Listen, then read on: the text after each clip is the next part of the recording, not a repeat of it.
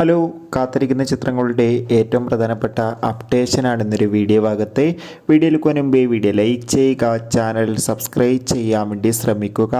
ആദ്യമായി അറിയിക്കാൻ പോകുന്നത് സുരാജ്, ബാബു ആൻ്റണി എന്നൊക്കെ പ്രധാന കഥാപാത്രങ്ങളായ ചിത്രമായിരുന്നു മദനോത്സവം. ചിത്രത്തിന് ഒരു ആവറേജ് അഭിപ്രായം സ്വന്തമാക്കാൻ വേണ്ടി സാധിച്ചിട്ടുണ്ടായിരുന്നു.